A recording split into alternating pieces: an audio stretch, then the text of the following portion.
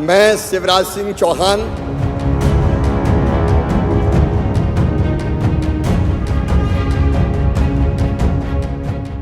नमस्कार, मैं हूं आपके साथ राखी लांबा और आप देख रहे हैं न्यूज एक्सप्रेस। तो मध्य प्रदेश के पूर्व सीएम और सभी के चहेते मामा ने कैबिनेट की शपथ ले ली है।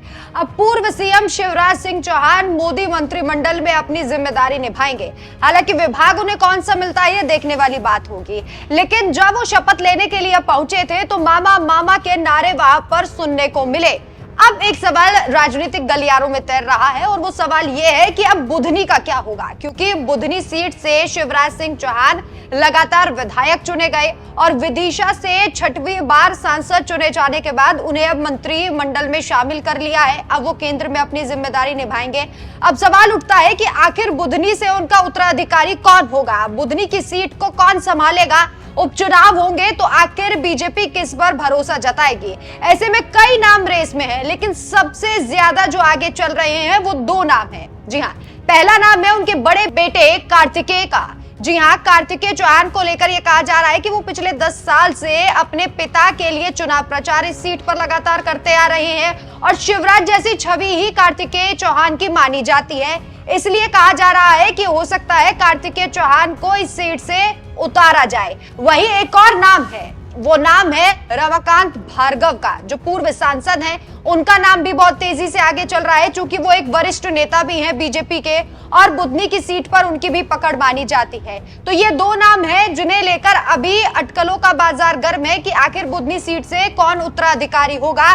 क्या शिवराज सिंह चौहान के बेटे कार्तिकेय को ही एक बार भरोसा जताया जाएगा, पहली बार क्या उन्हें ये चांस दिया जाएगा बीजेपी की तरफ से। लेकिन दूसरी तरफ सवाल ये भी उठ रहे हैं कि कई वरिष्ठ नेता की अनदेखी ना कर दी जाए।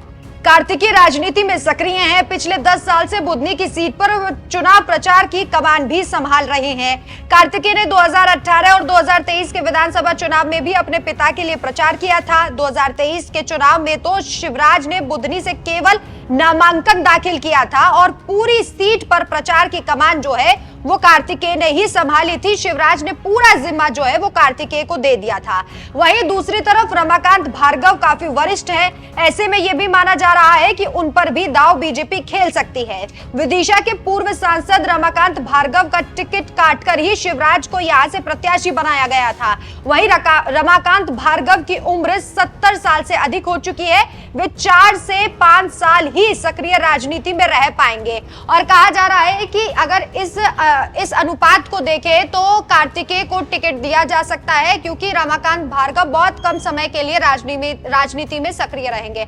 अब ऐसे में देखना होगा कि पार्टी किसे मौका देती है। लेकिन कार्तिकेय का पलड़ा इसलिए भी भारी माना जा रहा है क्योंकि वो शिवराज सिंह चौहान के बेटे हैं। विरासत में उन्हें राजनीति मिलेगी, वो अनुभव शिवराज सिंह चौहान का मिलेगा और जनता उनसे काफी कनेक्ट भी कर पाएगी। आपकी क्या राय है कि क्या कार्तिकेय को इस सीट से उतारना चाहिए या फिर रमाकांत भार्गव जो हैं उन्हें बीजेपी को मौका देना चाहिए? अपनी राय हमें कमेंट कर जरूर बताएं। इसके साथ ही आपको शिवराज सिंह चौहान ने जब मंत्रिमंडल पद की शपथ ली तो किस तरीके से लोगों ने मामा के नारे लगाए हैं, आपको उस वीडियो के साथ छोड़े जाते हैं। नमस्कार। शिवराज सिंह चौहान।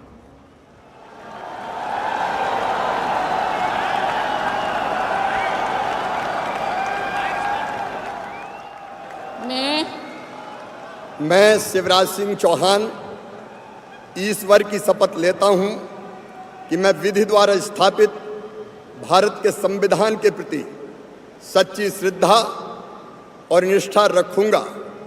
मैं भारत की प्रभुता और अखंडता अक्षुण्ण रखूंगा।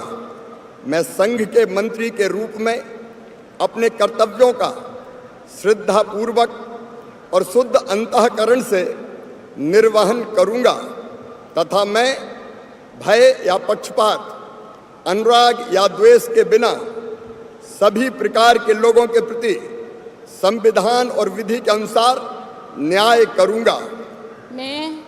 मैं शिवराज सिंह चौहान ईश्वर की शपथ लेता हूं कि जो विषय संघ के मंत्री के रूप में मेरे विचार के लिए लाया जाएगा अथवा मुझे ज्ञात होगा, उसे किसी व्यक्ति या व्यक्तियों को तब तक के सिवाय जबकि ऐसे मंत्री के रूप में अपने कर्तव्यों के सम्यक निर्वहन के लिए ऐसा करना अपेक्षित हो, मैं प्रत्यक्ष अथवा अप्रत्यक्ष रूप से संसूचित या प्रकट नहीं करूंगा।